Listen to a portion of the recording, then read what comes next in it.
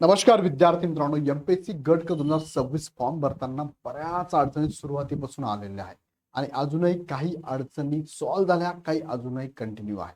यामध्ये तुम्हाला इग्नाइट अकॅडमीने सगळ्या गोष्टींसाठी सपोर्ट केला आहे की नाही मला कमेंटमध्ये कळवा. प्रत्येक विद्यार्थ्यांनी फॉर्म भरताना काय काळजी घ्यावी, फॉर्म भरताना कोणते डॉक्युमेंट लागतात, डॉक्युमेंटमध्ये चूक झाली तर काय होऊ शकतं, कोणत्या चुका ऍक्सेप्टेड आहे, या सगळ्या बाबी मी तुम्हाला सांगत आलेलो आहे. इवन दो लाईव्ह सेशन पण घेतली प्रश्न उत्तराची. आता इथून पुढे परत 2-3 दिवस मी कंटिन्यू संध्याकाळी 7 वाजता लाईव्ह पण येणार आहे आणि तिकडे धनंजय कचाले सर टेक्निकलला सुद्धा विद्यार्थ्यांना लाईव्ह येणार आहे. आता मुद्दा बघा, ईडब्ल्यूएस आणि एनसीएल बद्दलचा मुद्दा आहे. अर्थात एनसीएलचा मुद्दा सॉल्व्ह झालेला आहे, मात्र एनसीएल सारखाच ईडब्ल्यूएसचा इश्यू मात्र आजपर्यंत कंटिन्यू होता, जो की आज सॉल्व्ह झाला. परंतु परंतु हा शब्द असा टाकलाय की प्रॉब्लेम काय येतोय, एक सॉल्व्ह झाला दुसरा प्रॉब्लेम उभा राहतोय. काय नेमकं थोडक्यात बघा, आता हे इश्यू शेवटच्या डेट पर्यंत चालू आहेत. सो फॉर्म भरण्याची डेट वाढायलाच पाहिजे आणि एमपीएससी वाढून देईल अशी अपेक्षा आहे. पण विद्यार्थी म्हणून तुम्ही जास्त रिस्क घेऊ शकत नाही. 17 तारखेला संध्याकाळी 7 वाजेपर्यंत एमपीएससी नोटिफिकेशनची वाट बघा. त्यांनी जर नोटिफिकेशन नाही दिलं, संध्याकाळी 7, 8 किंवा 9 नंतर रात्री 12च्या आत फॉर्म भरावा लागेल. बघा, कारण वाढवायला पाहिजेच, खरं म्हणजे वाढवेल पण अशी अपेक्षा आहे. पण रिस्क नाही वाढवलं तर काय करायचं, मग तुमचा फॉर्म राहून जाईल. सो तो पण मुद्दा नीट लक्षात घ्या. आता या दोन मुद्द्यावर तुम्हाला बोलतोय, ऑल इज वेल आहे, पण काय आहे खाली मुद्दा टाकला, इफ यू प्रिपेअर वेल. तुम्हाला प्रिपेअर करावं लागेल वेल. आता बघा, एक एक मुद्दा तुम्हाला सांगतो. आता तुम्हाला प्रिपेअर खरंच करावं लागेल बरं का. फॉर्म भरला म्हणजे जबाबदारी संपली असं नाहीये. फॉर्म भरल्यानंतर तुमचा अभ्यास पण एक साईडला चालू राहणं गरजेचं आहे. पण हा अभ्यास करत असताना राहिलेल्या कमी दिवसामध्ये अजूनही तुम्ही बॅच जॉईन केली नसेल तर याचा नक्की फायदा करून घ्या. कारण भविष्यामध्ये पश्चाताप येण्यापेक्षा आता समथिंग अमाऊंट तुमची जाईल, पण त्या अमाऊंट मध्ये तुम्हाला क्वालिटीचं आम्ही मार्गदर्शन करणार आहोत. ज्या ठिकाणी तुम्हाला स्वतः धनंजय कचाळे सर ज्यांनी 2017 आणि 20ला एक्झाम क्रॅक केली आहे, ते स्ट्रॅटेजी तुम्हाला शेअर करणार आहे. ऑनलाईन ऑफलाईन बॅच आहे. ऑनलाईन मध्ये तुम्हाला बघा दोन्ही प्रकारचे इथे तुम्ही बघू शकता. बाकीची जी लक्ष्य बॅच बाकी पदांसाठी, कोणती पदं, जी की टॅक्स असिस्टंट, क्लर्क आहे, टेक्निकल आणि डिजिटल ऑफिसर आहे. सो इथे धनंजय कचाळे सर गाईड करताय, तुम्हाला पूर्ण स्ट्रॅटेजी शेअर करणार आहे. ऑनलाईन ऑफलाईन सेशन तुम्हाला अवेलेबल असणार आहे. इथे तुम्हाला अभिजित राठोड सर पूर्ण गाईड करत आहे. दोन्ही बॅचेस मध्ये तुम्हाला पीडीएफ स्वरूपात नोट्स आहे, घरपोच स्टडी मटेरियल पण अवेलेबल आहे. Test series topic wise subject wise full length आहे. 1-to-1 काउन्सिलिंग पण असणार आहे. ऑनलाईन मध्ये मराठी इंग्लिश मीडियम मध्ये पण अवेलेबल आहे. ऑफलाईन मध्ये संभाजीनगर, नाशिक आणि पुणे ब्रांचवर सुद्धा बॅचेस चालू झालेला आहे. आता मुख्य मुद्द्याकडे तुम्हाला घेऊन जातो. बघा, फॉर्म भरत असताना आज मी चेक केलं आणि गेले कित्येक दिवसापासून तुमच्या माध्यमातून आणि मी स्वतः सुद्धा एमपीएससी ला कॉल आणि मेल केलेला आहे. सो एमपीएससी रिप्लाय दिला नाही. युगो आहे थोडासा, आम्हाला तुम्ही शिकवणार का? सो हरकत नाही, एवढ्या दिवसापासून एक्झाम तुम्ही कंडक्ट करतात, फॉर्म सोडतात, इतके फॉर्म कसे ड्राफ्ट करावं हे पण तुम्हाला माहिती आहे. पण तुमच्याकडनं सुद्धा टेक्निकल चुका होतात, मान्य करायला काय हरकत आहे. आमच्याकडनं होता, आम्ही मान्य करतो, तुम्ही पण मान्य करा, पटकन सॉल्व्ह करा. कॉल करून सांगितल्यानंतर सुद्धा इथे सॉल्व्ह होत नाही, 10-10 दिवस वाट पाहावे लागते. हा अनुभव पाठीमागे आला. मी सगळे सगळे मुद्दे एमपी सगळे मांडलेले आहेत. उचलत नाही कॉल, कंटिन्यू कॉल करतोय मी, यांच्या लक्षात आणून देतोय. विद्यार्थ्यांना पण सांगत असतो, तुम्ही पण कॉल करा, कारण एमपीएससी लवकर लक्षात घेत नाही. सध्या ते ऑनलाईनच्या मोडमध्ये जास्त निवांत विचार करताय. चला तर बघूया. ईडब्ल्यूएस बघा, पहिले ईडब्ल्यूएस ला फॉर्म भरत असताना बघा, इथे ईडब्ल्यूएस आहे.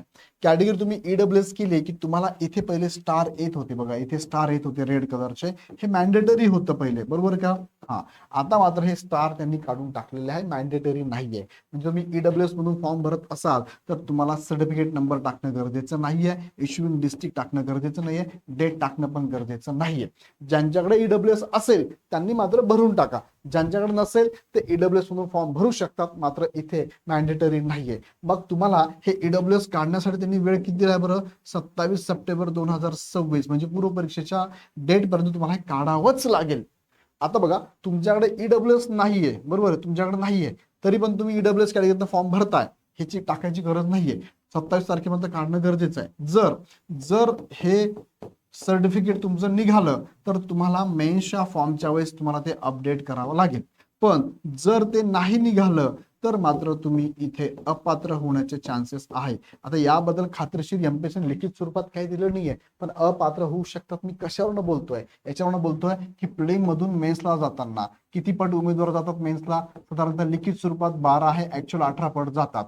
फॉर एक्झाम्पल, तुम्ही जर ईडब्ल्यूएस मधून बिलॉंग करताय, ईडब्ल्यूएस ला जागा आहे फॉर एक्झाम्पल 10, 10च्या 18 पट विचार करता 180 विद्यार्थी मेन्सला जाणार आहे.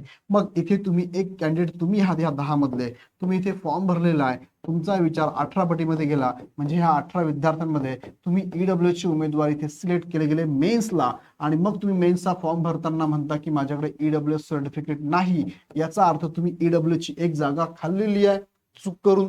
मग ह्या अन्याय झाला या विद्यार्थ्यांवरती. मग एमपीएससी निर्णय घेऊ शकते की तुम्ही आम्हाला खोटी माहिती दिली, कार्ड तुमचं निघणार आहे असं तुम्ही म्हणत होते, देऊ नंतर असं म्हणत होते, पण तुम्ही देत नाही, आता इथे अपात्र केलं जाऊ शकतं. यावरती मी डिटेल व्हिडिओ पण घेतलेला आहे.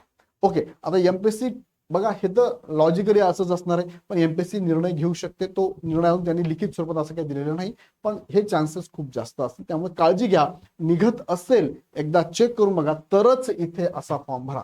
पण भरताना परत अडचण आहेच ना. काय अडचण आहे बघा, प्रॉब्लेम सॉल्व्ह झाला आहे, परंतु नवीन अडचण काय आली थोडक्यात मी तुम्हाला सांगतो. आता बघा, जेव्हा तुम्ही फॉर्म भरतात ईडब्ल्यूएस मधनं, बरोबर आहे, ईडब्ल्यूएस मधनं हे तुम्ही टाकत नाही, इथे हे टाकत नाही, जेव्हा सेव्ह करतात, हे फॉर्म सेव्ह केला, पुढे पुढे गेलात तुम्ही आणि लास्ट स्टेजवर आलात तुम्ही आणि सेव्ह करून सबमिट करायला जाताय, पण सबमिट होतच नाहीये. का होत नाहीये तर तुम्ही इथे विंडो बघा कशा आहेत बघा, त्या प्रत्येक विंडोला बघा ग्रीन असं ग्रीन टिक आहे, बरोबर आहे, सगळ्यांना ग्रीन टिक दिसते, तुम्हाला असं ग्रीन टिक आहे की नाही, आहे इथे दिसतंय ग्रीन टिक नाही. स्टेप 1% इन्फॉर्मेशन ग्रीन टिक नाहीये, तो हा इश्यू आहे. आणि हा इश्यू जोपर्यंत ग्रीन टिक होत नाही तोपर्यंत तुम्हाला इथे फॉर्म सबमिट करता येत नाहीये. तुम्ही जेव्हा लास्ट पेजवर जातात ना, सगळं सेव्ह करत, इथे बघा हा ब्लर होऊन जातोय, सबमिटच होत नाहीये, लॉकच होत नाही प्रोफाईल. प्रोफाईल लॉक जर झाली नाही तर फॉर्म भरू कसं शकतात तुम्ही, नाही भरू शकत. मग आता का बरं लॉक होत नाहीये, तुम्ही विचार करत बसला, अरे काय होतंय असं, मी सगळं केलंय, तुम्ही मला मेसेज कराल, फोन कराल, आमच्या टीमला फोन कराल, काय होतंय असं, तर का होतंय असं, तर इथे प्रॉब्लेम आहे की स्टेप 1 तुम्ही सगळी ईडब्ल्यूएस मधून भरल्यानंतर इथे तुम्हाला काय इश्यू, ही टिक बघा ग्रीन झालेली नाहीये. मग ग्रीन कधी होते, मी परत ट्राय करून बघितलं, काय ईडब्ल्यूएस ची माहिती, ईडब्ल्यूएस मधून भरला फॉर्म आणि मी सर्टिफिकेट नंबर टाकला, इश्यू डिस्ट्रिक्ट टाकली आणि डेट टाकली, बरं का, कंपल्सरी नसताना पण, कंपल्सरी नव्हती तरी पण मी ठीक आहे टाकली. टाकल्यानंतर मात्र ग्रीन टिक झाली.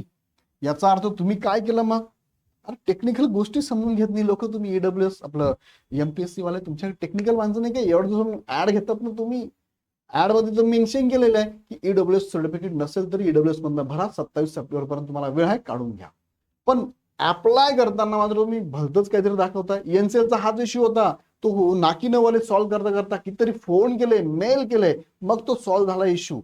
आता लक्षात घ्या, आता हा इश्यू त्यांनी सॉल्व्ह तर केलाय, पहिले कंपल्सरी होतं, आता सॉल्व्ह केलाय, पण हे नाटक आहे त्यांचे. मला सांगा तुम्ही काय करायचं याला, तुम्हाला कमेंटमध्ये टाका काय करायचं याला. कितीतरी कॉल केल्यानंतर हे सॉल्व्ह झालंय, उद्या लास्ट डेट आहे, या मुलांनी करायचं काय, फॉर्म भरूच बेजार आहे, अभ्यास कधी करायचा ह्या मुलांनी, हे असे डोके सगळ्यांचे.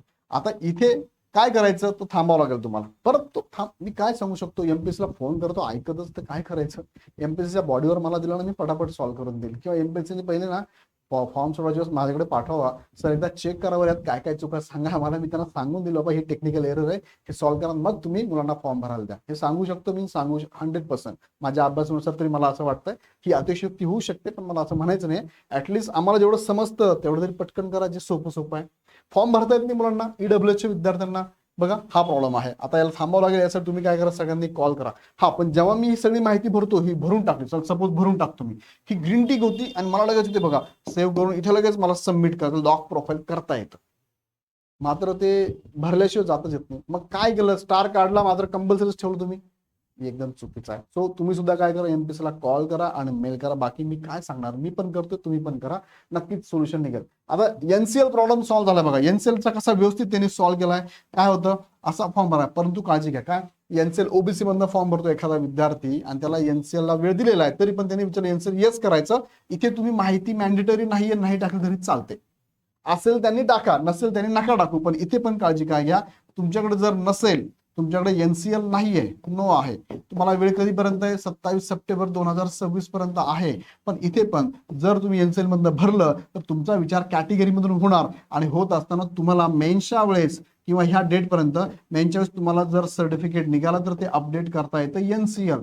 पण जर का तुम्ही आता येस केलं आणि मेनच्या वेळेस सर नाही निघालं माझं काय करू, तर इथे अपात्र होऊ शकतात. का होऊ शकतात अपात्र?